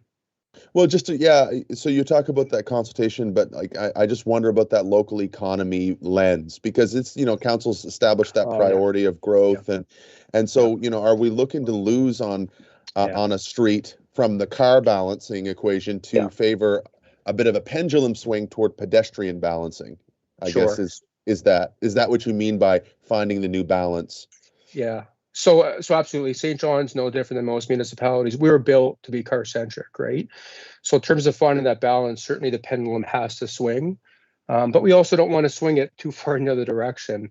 What we've done as staff, and I've done personally over the years, and will continue to do with Move SJ, is every time we bring a recommendation specifically for implementation, we'll do our best to identify for council what the implications are going to be, right? So here's what we're going to get, here's what we're going to give up, and really just make sure that's as complete a picture as possible for council to make a formal decision. Because you're right, you know, to change things, you know, you have to rebalance, and that's going to cause some impacts. And like I say, we'll try to keep that balance and also make sure council's fully informed as to what those impacts are going to be. All right, Your Worship, I have a couple more questions potentially, but I'll pass for now. Yep, that's fine. Just put your light on. We'll come back again. I've got Councillor Radwan up next. Thank you, Mayor Rudin, through you to Director O'Reilly. Thank you, Director, for that presentation. That was great. One of the main concerns that Councillor Stewart and I hear about all the time is trail safety, ATV and snowmobile safety. And I know it's a huge challenge. We've talked about it a bit in the past. I saw a little bit of information in the presentation about trails. Of course, Councillor Stewart and I are constantly talking to about Cozy Lake Road on the east side, the reservoir. Is there going to be something like that adopted into this plan as well? Yeah, and certainly there's going to be some overlap for sure between different strategic plans. As an example, and I did have a bit to play and move and Play SJ, sorry. You know, there's some discussion in there about trying to find what that appropriate use of off-road vehicles is in our different parks and those spaces. So there'll certainly be some overlap between Move SJ and Play SJ. We'll certainly use as much as possible the existing laws that are in effect in terms of regulating off-road vehicles. But certainly that's a conversation to have in the future. I know we're planning to build some improvements in terms of infrastructure into the res, you know, in terms of making sure that it's usable by all modes of transportation. So yes, more is to come on that, and there'll likely be some overlap between Play SJ and Move SJ in accomplishing that. And I have a couple more questions, but I know that you still have to do some consultation. Are you planning on using Shape the City? And just wondering if you have any idea when, so that the public might get an idea to participate. Yeah, so we did do the public consultation for phase 3 before before Shape Your City was in place, but certainly, you know, going forward, virtually every project we'll work on, you know, we'll be using Shape Your City in terms of getting that public feedback. You know, not that it's an exact correlation, but obviously we recently did the consultations on the alternate side parking program in the Uptown and other parts of the city, which we use Shape Your City. So we'll certainly use that as a tool in our toolbox for gaining feedback on specific implementations of Move SJ for sure. Mayor, do I still have time for one more question? Yeah, you got like 30 seconds. Go for it. Oh, okay. Actually, why don't I just come back around? All right, sounds good. I've just got a little bit of a queue here, so that's probably better. Okay, I've got Councillor Lowe up next. Tim, your chart showed the elimination of 2 truck routes. What streets were they on, Tim? So it's going to be Foster Thurston and Churchill Boulevard are the two of them. Okay, thank you. You're welcome. Perfect. Councillor Killen. Thank you, Your Worship. Amazing amount of heavy lifting, Tim, on this file. Oh my gosh. I'm just wondering about our perspective, and I guess your perspective on how all of these moves are going to impact our sort of our climate change goals. I'm wondering about, like, how do we, on the balance question again, like balancing the industrial growth that we want to see, like our port is going to be putting out a lot more into the atmosphere, and how can we sort of maybe be an example of a city that is trying to combat the best way we can via our strategies on active transportation? Yeah, no, great question. And certainly when we were adopting or looking at what the goals of Move SJ were going to be, certainly we started looking towards, well, we should aim for a certain new, percentage of use by active transportation modes. We quickly realized that although the city has some influence over that, it also takes people to change their methods and change their ways in terms of how they get around St. John. So what Move SJ does, it's a build it and they will come type mentality. You'll see as part of the cycling strategy, for example, is you'll see a series of comprehensive cycling routes to St. John that are all designed to certain standards to meet the risk profile. And so it is a build it and they will come type mentality, where if we create that opportunity for people to use different modes, it'll be up to St. Johners to make that choice. And again, all those improvements, that balancing impact will obviously go towards all the other things that council and the community is trying to do around decarbonization, et cetera. Great, thank you. Thank you. I've got the deputies up next. Thank you, Your Worship. Tim, this is a great report. Just want to touch on what Councillor Lowe brought up, actually. Living in an industrial city, a lot of the complaints that I get are trucks not using trucks. We've got the highway going through the city, and they choose to use Barrett Road, for example, on Hilliard's. And I was going to ask if either one of those were part of the two truck routes being eliminated, but now I know the answer. So how do we address that? Because we can do all of the active transportation in the world, but if you've got 40-foot trucks going by you at 60 kilometers an hour, you're not feeling real safe. So I think that's an important part of this whole package. Absolutely. And so so the goods movement strategy was part of phase 2. I'll put out one of the policy directions that we did get adopted from council on that kind of fits into your question. And that's, so we have a truck route system in the city of St. John, but our truck route system includes both provincial highways and major arterials that you can essentially bypass the entire Highway 1 system and use city streets and, again, provincial highways in the heart of the city. So one of the policy directions we're going to look at, and again, it does require support of the province, which we'll be advocating on, is to create policy where more trucks are required to use Highway 1, Route 111, which is the airport arterial, and then the Martinon bypass, which are designed much more appropriately for heavy truck traffic.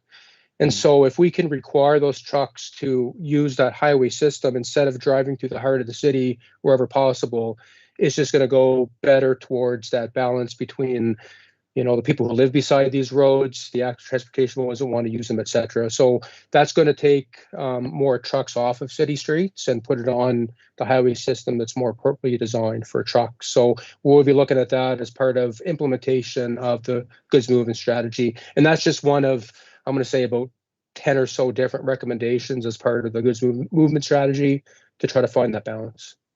Yeah, and I noticed that prior to the Harbor Bridge having the work done, in the spring, companies were telling the drivers, use that Harbor Bridge to get to the west side, don't use. But then when they started doing the work, the traffic picked up on the city streets again. So I'm hoping that down the road, no pun intended, things get a little lighter on our streets. Thank you. Thank you. Councillor Norton.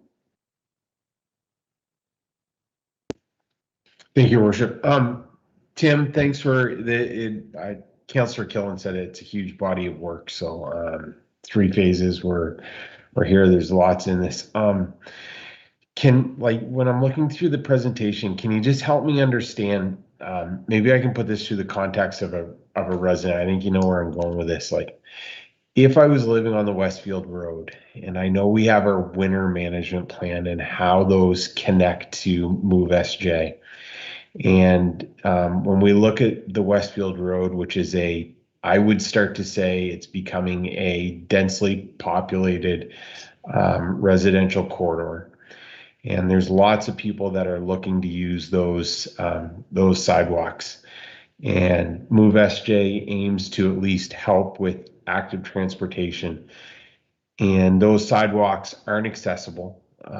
How does something like that come into play with Move SJ, or how do we build that into it? And I know that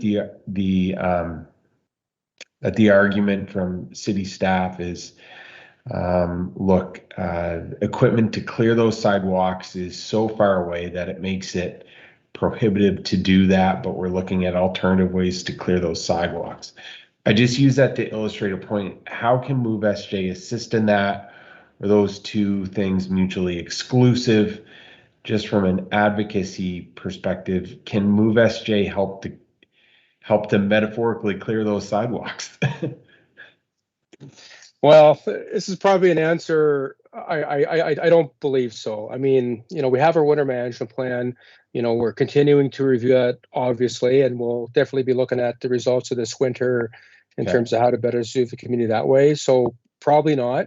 I mean, there are elements of Move SJ, whether it's, review of speed limits, appropriate locations for crosswalk locations, those types of initiatives that are more infrastructure based, that certainly have some overlap to review of roads like Westfield Road. Yeah.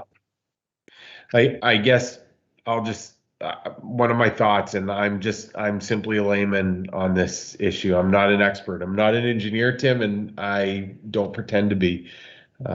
I look at the fact that, we're refining truck routes or eliminating where trucks currently travel.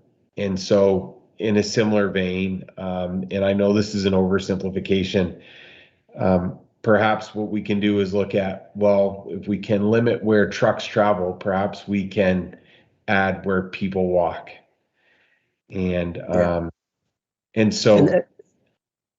so right now we're going to tell heavy vehicle traffic that you can't no longer travel there.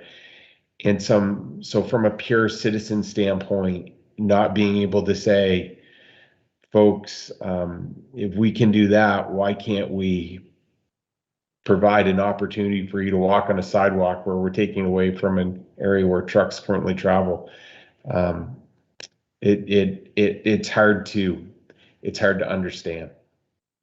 Yeah, no, and certainly in terms of the truck traffic question, certainly there's overlap there in terms of, again, it's very close, obviously, Westfield Road to the Martin bypass, which again is a more adequately built infrastructure for heavy trucks.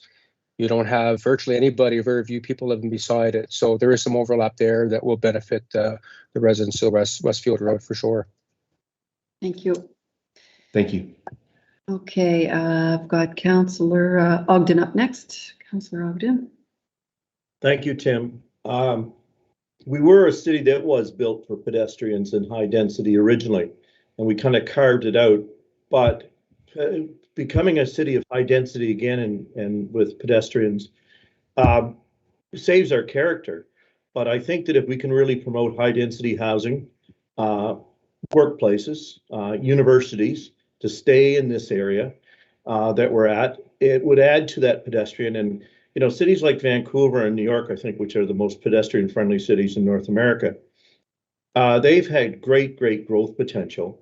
The same with Boston. And then when you look at what happened to Detroit, it became a donut with a big hole in the middle, 700,000 people in the middle of 7 million. So I think this has got a lot of economic advantage, buying from local stores and restaurants and those things. So I think what you're doing is not just people friendly, but it's great for our economy.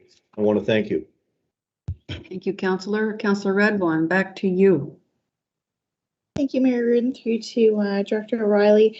I just wanted to ask you, Tim, if do you have traffic impact studies throughout the city that are up to date?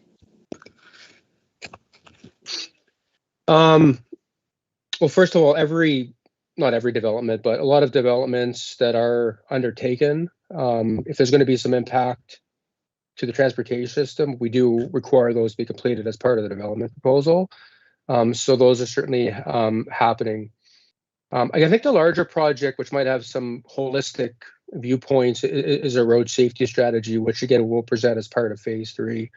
And a big part of that is using smarter use of data that we already have, vehicle traffic accident data, the volume and speed surveys that we do across the municipality, in order to build into where the risks are in the community, where the issues are, in order to build those strategies and where we should implement those strategies in the future. So yes, there's some more smaller, impactful, as a result of developments, the road safety strategy.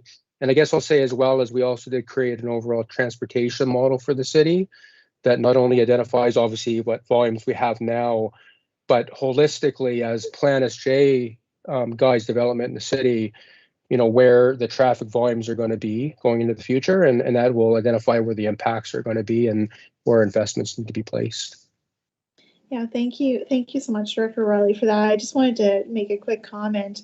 I know that my vision for the city is a greener space city that has less pavement and more walkability. So I mean, I think pedestrian safety is essential, and I think we have some great territory here that we can really take advantage of all these trails. So doing more of that, I think, is great. Thanks so much for your work and the work of the entire team. Thank you. Councillor Harris, back over to you. Thank you, Your Worship. Just a couple of small ones, really, but wanted to say, our question on the data piece you brought up, Tim. Do we have any sense in Move SJ Phase 3 that there are gaps in what we need for data? And is there any sort of recommendation from this to go out and get that data or pay to accumulate it? And I mean that for pedestrians and cyclists, because as you said, some of this is build it and they will come. And it's true. How many planes were landing in St. John before we put an airport here? None, right? You do need to build some infrastructure in order to try to provoke a message to the community. So my only concern is, are we going to see shovel-ready projects that really don't have any hope of achieving good critical mass for cyclists on, even though it's a AAA protected bike lane, let's say?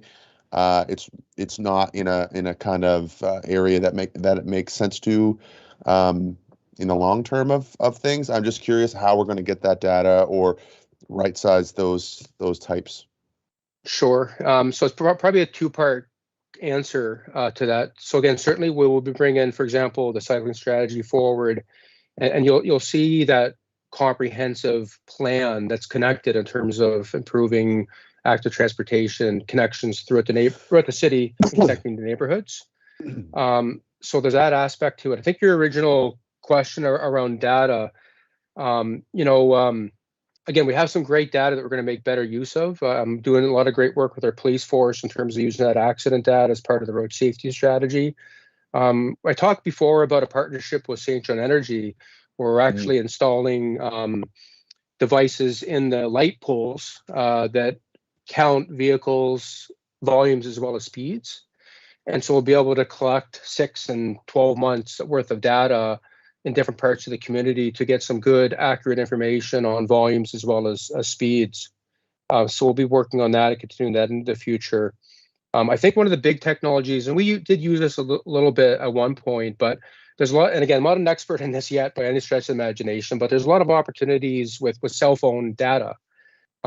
Again, non-identifiable, but certainly to be able to use GPSs in people's phone to identify where they're going, right?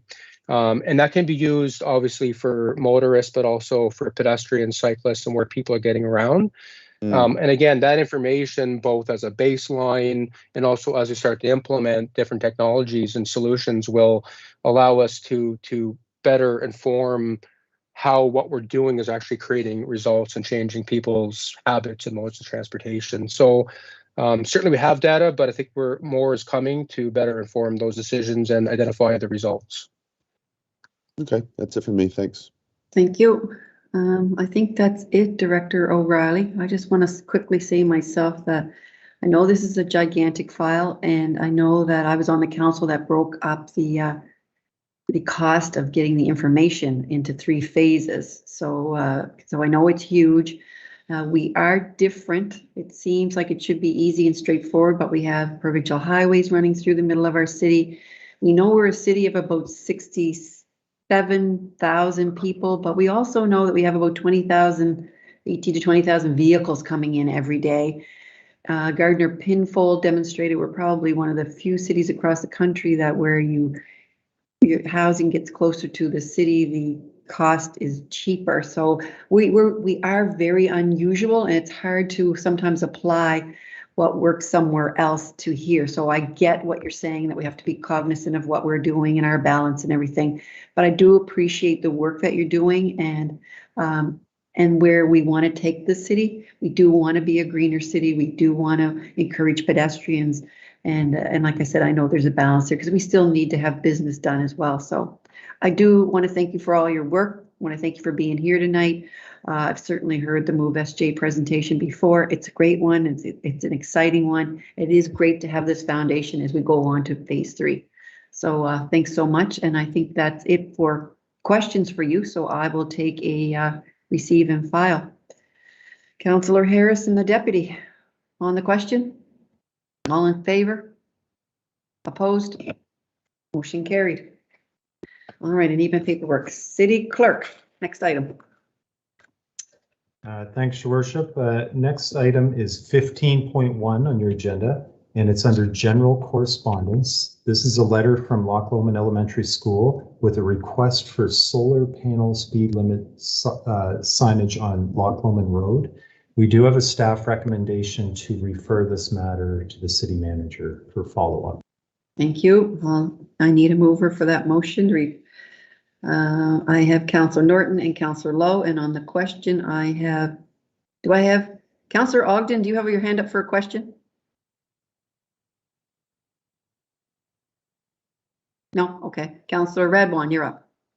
Yeah, just a quick request if I could. I was just wondering if once staff gets back to Loch Lomond Elementary School, I'd love to know what their response is. I have a feeling that we could be getting questions on this. So just a request if we could be kind of notified where that's going, that would be great. Thank you. So on the question, all in favor? I'll call the motion. Opposed? Motion carried. Thank you. Your Worship, if I may. Oh, sorry, I didn't see your hand up. That's fine. Just in response through you to Councillor Radwan, procedurally, if not for no other reason, it makes good sense, but procedurally, anytime something is referred to the city manager, I do have an obligation to inform council of either the actions that have been taken if they're within my purview, or I have to come back to council with recommendations that are within their purview. So one way or the other, at any time when something is referred to the city manager, at some point or another, council is either informed or has to make subsequent decisions. Thank you. Thank you. That's great. Okay, City Clerk, on to the next item. Your Worship, so we're down to the final items that were added to the agenda from Committee of the Whole. The first item is a resolution for Council's consideration, item 17.1, and this is St. John Trade and Convention Center contract management. So the proposed resolution is resolved that the city enter into a non-disclosure agreement with Hilton Limited for the purpose of obtaining information related to separately contracted audiovisual services for the city for the St. John Trade and Convention Center in the form as presented to the Committee of the Whole at its meeting held on January 24th, and that the mayor and clerk be authorized to execute the said non-disclosure agreement and any documents ancillary thereto. Thank you. Councillor Hickey's you were gonna move it? Okay, perfect. Councillor Radwan is seconding it. On the question? All in favor? Opposed? Motion carried. Okay. Next is item 17. Next is item 17.2, and it's a confidentiality agreement resolution with Elias Management Group. And the proposed resolution is resolved that the city enter into a confidentiality and non-disclosure agreement with Elias Management Group in the form as presented to Committee of the Whole at its January 24th, 2022 meeting, and that the mayor and clerk be authorized to execute the said confidentiality and non-disclosure agreement and any other document ancillary thereto. Thank you. Councillor Hickey and Councillor Killen on the question. All in favor? Opposed? Motion carried. Next item, City Clerk. Next is 17.3, and this is a resolution related to Boar's Head development opportunity.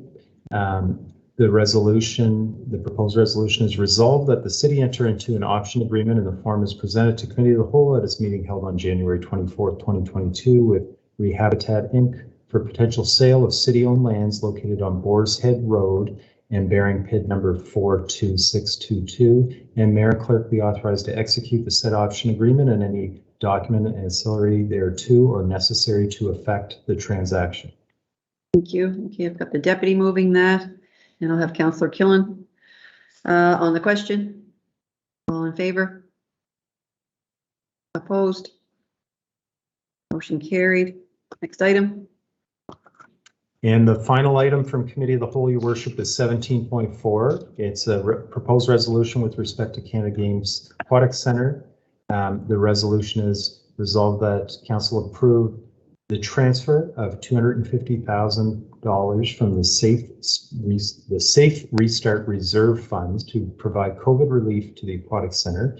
That the city COVID-19 relief funding be conditional on the Canada Games Aquatic Centre Commission agreeing to be fully cooperative and fully engaged in the city's renewed efforts to find a suitable long-term business model that is practical, of value to our community, and affordable. Number 3, the city COVID-19 relief funding be conditional on the Aquatic Centre making request to all members of the Regional Facilities Commission to contribute their share to the COVID-19 relief funding. And 4, the city manager be required to complete the analysis on all alternative business models as part of an ongoing review of the city's agencies, boards, and commissions and bring forth recommendations no later than September 1, 2022. Thank you, City Clerk. Before I call the motion, I'll hand that off to you, City Manager, for a brief comment. Thank you, Your Worship, members of Council. It is important to remember that our Aquatic Centre has never received COVID financial assistance from the city in the past. We have asked them to make do since the beginning of the pandemic. Although they have done excellent work to make do, the reality is towards the latter part of 2021, when activity for 12 and under was curtailed by provincial order, and now with us being in level 3, which is full lockdown once again, the reality is it has now just become too much as far as the Aquatic Centre Commission is concerned. And at staff level, we agree, and we do believe that it is now appropriate to give them a modest amount of COVID funding relief from our reserve fund. That said, with every challenge, there's an opportunity. We are undertaking a review of all agencies, boards, and commissions within the city. And we believe that now is an excellent time for us to work with the Aquatic Centre to take a look at the long-term sustainability of the Aquatic Centre and examine any and all possible new business models that would still provide what the community needs, but at an affordable level. And therefore, our motion to Council was in fact to tie the COVID relief funding to an agreement to work collaboratively towards the exploration of those new business models. I am happy to report this evening that in discussions with the chair of the Aquatic Center Commission, that the chair is fully supportive of working with the city towards those ends. Thank you, Your Worship. Thank you. So I will need someone to move that motion, Councillor Lowe and Councillor Hickey. On the question? All in favor? Opposed? Motion carried. That's it, folks. Thank you very much. Before I call for a motion to adjourn, just remember, it was beautiful out there today. It was like -6. The sun was out and the days are getting longer. So look on the sunny side of life, I say. So I'm going to call for a motion to adjourn. Councillor Killen and Councillor Hickey. Thanks, everyone. All in favor? Opposed? Motion carried. Good night.